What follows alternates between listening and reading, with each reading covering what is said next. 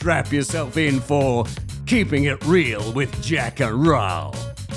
Welcome back to Keeping It Real with Jac and Ral, and we say welcome to our Keepers. Hope you've had a good week, keepers. Love it. Go Keepers. Yeah. I'd like to do a bit of a shout out to one of our biggest keepers. Keepers, you were going to say fan. Well, she's a fan. But She's a fan. And because she's such a fan, she's a keeper. Hey, Margaret, Ral's mum, I just want to say to you, thank you for being such a great keeper, and thank you for being Ral's mum, and Margaret, happy Mother's Day. Yes, because it's Mother's Day coming up on Sunday, and so I want to do a shout out to your mum, Jac. Happy Mother's Day, Linda. Your mum, she's not only a keeper, she is a workhorse. Every time I see photos, she comes to visit you at the farm. Well, it's not child labour, it's the opposite of child labour. You make your parents work so hard. Look, the ankle bracelets came off just after COVID, but after 7 lockdowns, I made full use of them in their caravan. They were locked here. They couldn't get out of the state. I know. So I said, here's a paintbrush, here's a hammer, go your hardest. Yeah, they were working. Anyway, happy Mother's Day to our mums. Margaret and Linda, we love you both, and you're great keepers. And all the other mums are out there listening. Hardest job in the world, Ral. It is the hardest job of the world. Most rewarding too. It is the most rewarding. It's probably the best professional development you can ever get. It's very true. Being a parent, I think. Being a full parent, stop. that's true. Hi, this episode's called Mother of the Year, and I've always had this concept that I actually wanted to start it up as a real award, Mother of the Year, but A Mother of the Year award. yeah, but not for being a good mum. You're a good mum. I know, but what I had in mind that people had to submit the funniest thing they've done as a mother. That's legal. That's sort of not It's too legal. It's legal because what I found as a mother that you're hard on yourself, and then when you hear other mothers talk about the stupid things they've done with their kids, you just go, "Oh my God, it's not just me. I'm not alone. I'm not alone." And we've all done some We've pretty all done shocking things, mistakes or funny situations. All right, you've got stories, I can tell. I've got You've got that stories. twinkle in your eye. Go on. I've got what happened so to many your stories. poor children? There's a few that feature Alex, my eldest one. So Alex once, I've got 3 quick ones, and they're sort of all related. One was she stood on a flathead fish. Yeah. And she had a sore foot for ages, Months. Well, it was 9 months. Oh. And she kept on, I've got a sore foot. And, she used to do ballet and whinge about her foot. Anyway, we went to the doctors and the doctors. After 9 months. And the doctor said, we'll do an x-ray. And there was fish bones in her foot. Stuck in her foot. And she had to have foot surgery. It wasn't just in there. So she had to have foot surgery. How old was she? 12? No, 12 or something. Then there was one time she was dancing around. I said she was a ballet, so she was dancing around in her bedroom and she stubbed her toe on a chair and she came out going, oh, my foot's really sore. But I go, what'd you do? And she goes, I stubbed it on the chair. I was like, oh, well, it'll be fine. Anyway, a few days later, she's going, Mum, this is really painful. And every time she sort of hit it, she would cry and I'm going, stand up, and it doesn't seem to be broken. Do a pirouette. But there was this black thing on the end of her toe. Ooh. And anyway, after this was just 5 days. Not 9 months. When she begged. So there was a learning. Fine, we'll go to the doctors. So we went to the doctors and the doctor, our GP was going, what does she do? And he goes, oh, it doesn't seem to be broken. And he goes, but what's that black thing on the end, right on the end of her big toe where she stubbed it? I go, I don't know. She won't let me near it. Anyway, so he looked at it. It was gangrene. Her toe had become gangrene. And so he pulled it off, and Alex is in a lot of pain, and he went, I don't know what's caused this. And he went, anyway. Negligent mother, that's what's caused it. We'll get her on some antibiotics. And then he went to put a Band-Aid on it, and I hear him go, oh, hang on a minute. He goes, grabs tweezers. Oh, no. He pulls out of Alex's toe half a sewing needle. So the sewing needle, with the eye in it, that was in her foot. In her toe? In her toe, yes. Had gone into the... So when she had danced around her bedroom, stubbed her toe, she'd actually... There was a sewing needle was sticking out. in there. So I told her off for not keeping her room tidy. Of course you did. Mother of the Year, you win that award. No, and then the doctor went, he forgot which end he pulled out, so we had to go to get another X-ray in case the funny bit was in it. And then the other one, Alex. when Alex complained about not being able to breathe properly that's a for problem. about, 12 months. And one night she came in, she goes, Mum, can you please take me to the doctors? I'm having trouble breathing. I remember going, fine, I'll take you to the doctors tomorrow. We'll pay $80 for him to say there's nothing wrong. And as soon as it's the same doctor, as soon as he looked up her nose, he went, oh, I see what the problem is. And I went, Not another needle. And I went, gee, Dr. Chris, last time you said that, you pulled a needle out of her foot. And she had polyps up her nose and a bent, what's that, sternum or something? Anyway, she had to have nasal surgery. Jeepers. Anyway, so there you go. Mother of the Year. Oh, no, I think you'd win the award. Anyway, Alex's therapy's going well. She's no longer dancing. She can barely breathe. But other than that, she still loves her mother. Well, look, you're not alone. So I've got my own share of balls ups when it comes to being a mother. And, there's no doubt about it. We love our children more than anything in the world. I've traumatised mine around Easter.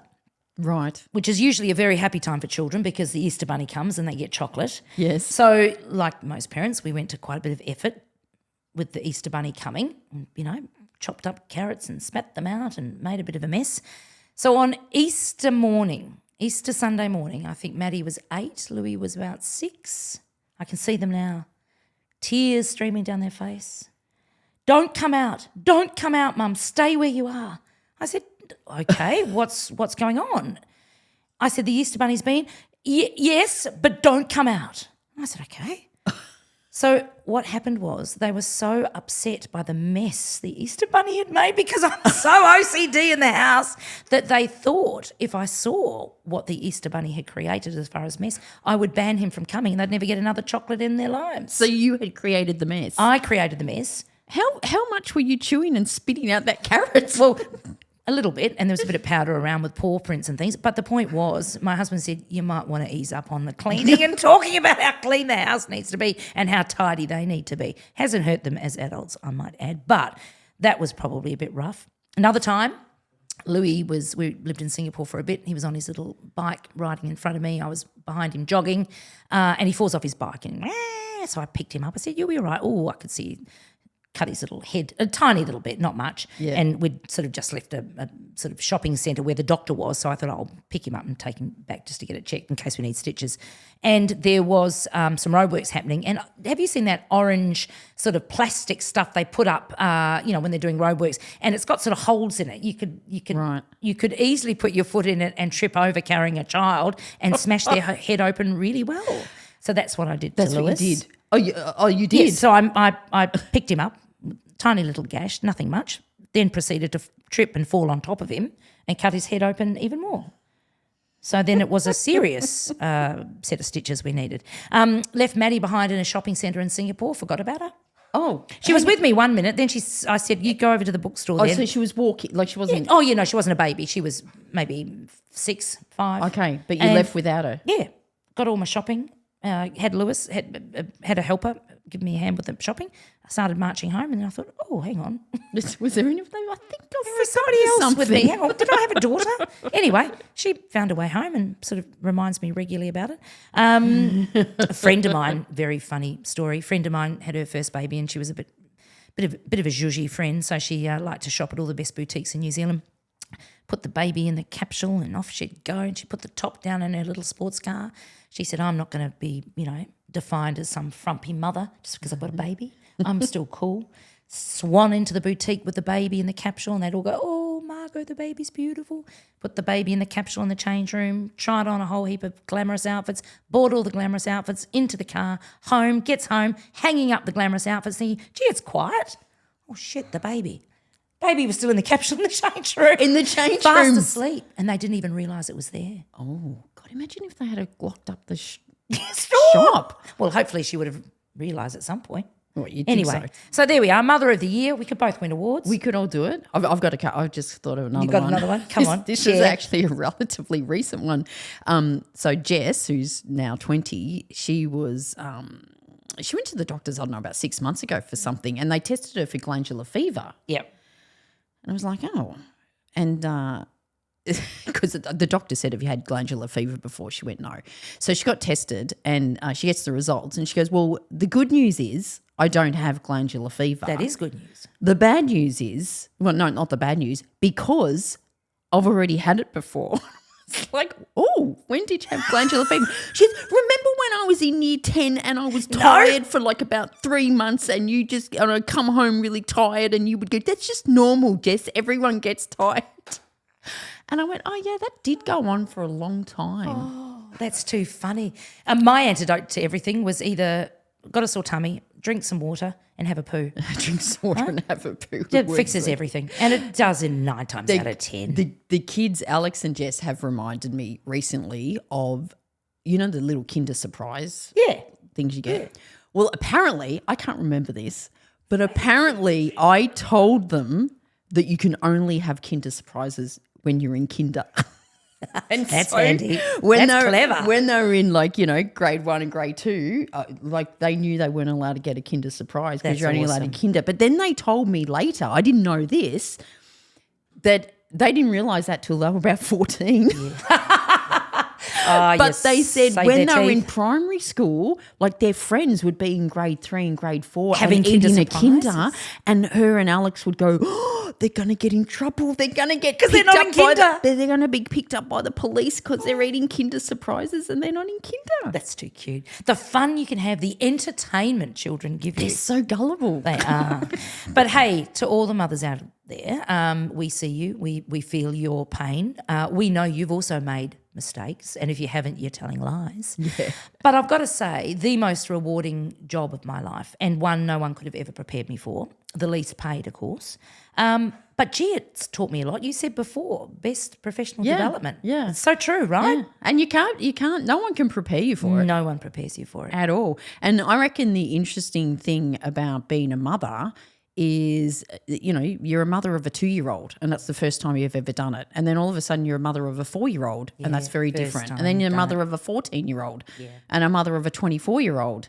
And then you're a mother of another 4-year-old, but they're different to the other 4-year-old you had. So every step of the way with motherhood, and I'm sure it's with fatherhood as well, with parenting, no one can prepare you for it because it's different. It is. What's motherhood taught you? What's one thing that comes straight to your mind that motherhood has taught you as a person? Don't surprise me with questions like this. While you think about it, because I know you're not an active listener, so you will be thinking of it, what I have learned is empathy. So straight away, as soon as I had a baby, I thought, oh my goodness, this is what my mother has experienced. Oh, yes. I must admit, there's a saying that says you only realise your parents are right when your kids are disagreeing with you.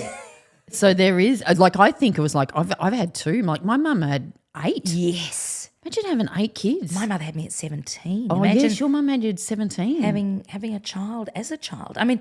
And you as a child. Yeah, I was an angel. Thank you very much.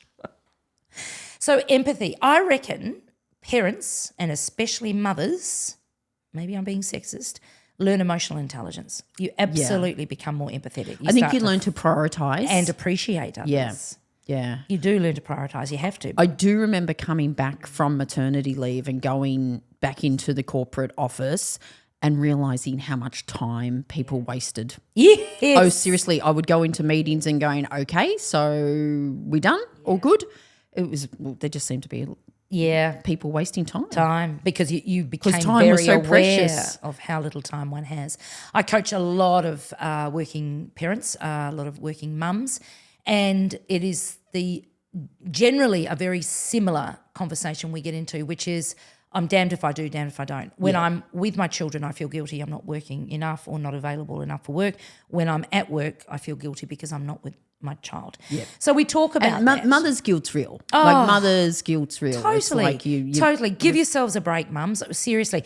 But I was talking to somebody just recently who is not only a mum of young children, has taken on a massive big role and is doing a PhD. Right. She said, I'm at breaking point. I said, I'm not surprised. Why are you such an overachiever? What is the thing that is absolutely keeping you awake at night the most and that is making you the saddest the most? She said, I'm missing out on my kids' lives. Yeah. I said, let's change that right now. Yeah. And she said, but I'm worried about work and career progression. I said, I get that. I said, but you don't have to be there full time. Find a good leader. Find a good culture. Maybe you're in one. Maybe you're assuming you can't work 2 days a week. Maybe you're assuming that's going to set you back. It shouldn't, and it doesn't have to. Yep. Ease up. I said, what's the second thing that should go? She said, the PhD. I said, I would have started there. However, that's something potentially you might be able to park, or you reprioritise. So, give yourselves a break. Don't try and do everything all at once. Yeah, and I think, and the reason we decided to do this episode just before Mother's Day is, we hear you, we see you, we've been there, we've done that, we're still there. It doesn't stop. A friend of mine said, you're only as a mother, you're only as happy as your saddest child. That's very true. Very true. It doesn't stop, but that's a lot of fun. It is It can be a lot of fun. Great stories too, I might add. Lots of great stories. Kinder surprises and Easter bunny trauma. When I run my storytelling workshops, I often say that your kids give you a lot of good stories. Yeah, they do I do too. say don't have kids just for that. Yes. Don't have kids just for good to have stories. Well, some of us had no choice. 1 minute we're, young and gorgeous having a bottle of wine, and next thing we're pregnant. Absolutely. But it is like, there's a lot of talk about mother's guilt, but it's there. But there's no. I think you said before, there's no right or perfect. There's no only perfect. right for you. There's right for you. So what's right for you? And don't judge others. Yeah. So some women go and work full time. Go them. If that's working for them, great. If it's not, then do something about it. Other women say no. I'm actually going to spend this time at home. Go you. Good on you. What a great choice to make. Yeah. Just do what makes you happy, and remember what you're doing today could well be different to tomorrow, and children grow up real fast. I actually, when I had Alex, so she was born in early December, I was working full time. Yeah. Before I had Alex, I was working full time and I was doing my MBA. Yeah. And I dropped out of my MBA, I deferred it, and I took maternity leave. And then by about January, so it was only like 6 weeks later, I'm sitting there going, I'm actually really bored because I wasn't working and I wasn't studying. And you had a good baby. And Steve said to me, why did you stop doing your MBA? And I go, I just thought I couldn't do it. So I still stayed on maternity leave, but I went back to study. Yeah, well done. So well done. because I thought I needed to do something. To do. I was very similar, not a wonder we're good friends, Ral, in that I had very good babies, very easy. I was very organised and efficient in the house. I had everything sort of done by 9 o'clock in the morning, and I'm sitting home thinking, well, now what? I used to breastfeed and vacuum. Bad visualisation, I know. That is... But it's like... Why would I just sit here breastfeeding when I can see dirt on the floor? And remember, I'm a bit OCD. So I'd breastfeed and vacuum. And my mother caught me one day and she said, that is not a good look, A. B, you should be spending quality time with your child. And C, how are you going to look in a few years' time? I said, stop it. Anyway. Are you going to say you should be spending quality time with your vacuum cleaner? No, Jesus, that... Robo clean is what I'm thinking. Okay, so tips and techniques. Happy Mother's Day to all the mums out there. But if you are a working mum, we know, we see you, we hear you, we know you do more of the domestic chores at home than anybody else. We also know that you take up 88% of the primary caregiving. That's some research I did. So give yourselves a break. Tip number 1, you do you. You do you. Do what not works judge for you. Others. Don't get sucked into the stereotype or what's normal, what what's you not think you should be. normal. What's on Instagram. Yes, you do you. You do you. Tip number 2, if you are struggling and if you are somebody that is trying to figure out whether you should be at home with your children or at work and you are having sleepless nights, you're tearful, then make a change to your life. Either find a new job that supports you, work less, spend more time with the kids, or if you find you're going batty at home with the children, go and get more work or get a job. Don't feel that you need to do something that isn't right for you. Yep. And I think the final one, give yourself a break. Both mentally and physically coming up on Mother's Day, give yourself a break. And if you're not a mum, but you know people who are mums, give them a break. Yeah, support them. Get around them. Support them. Get around them. So what are you doing Mother's Day? I am in Bali, but I'm not doing what I would normally do in Bali, which is poolside with a nice pina colada. What are you doing? I'm supporting my son who's doing the Bali ultramarathon, 55 kilometres. Oh, my God. Up a bloody mountain. when you say supporting, what? Well, what I'm do you drinking mean by cocktails that? and laying by the pool until he comes across the finish line.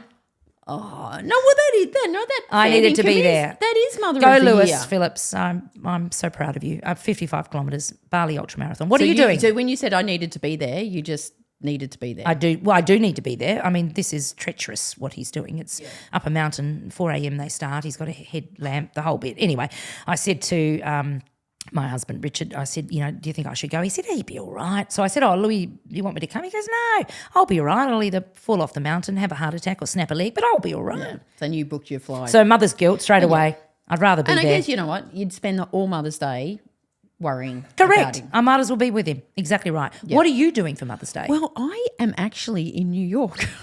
Again? Again. Because we've spent I'm there for a conference and it just coincides that it's Mother's Day. Awesome.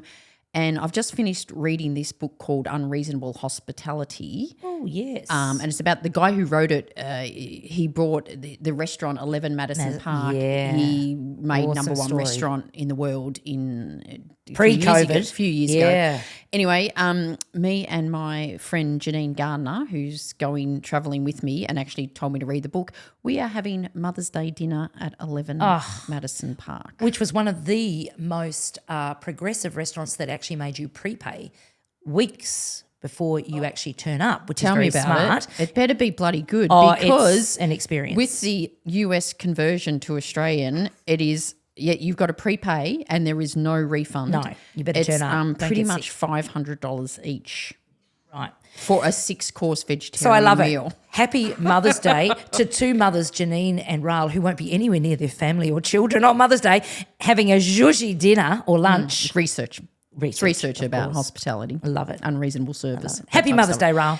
Happy Mother's Day to everyone else. Happy Mother's Day again to our mums, Margaret and Linda, and hope you have a good week and a very relaxing Mother's Day. Go Keepers. You've been listening to another episode of Keeping It Real with Jac and Ral. If you like what you've heard, don't forget to tell others about it and give a 5-star review.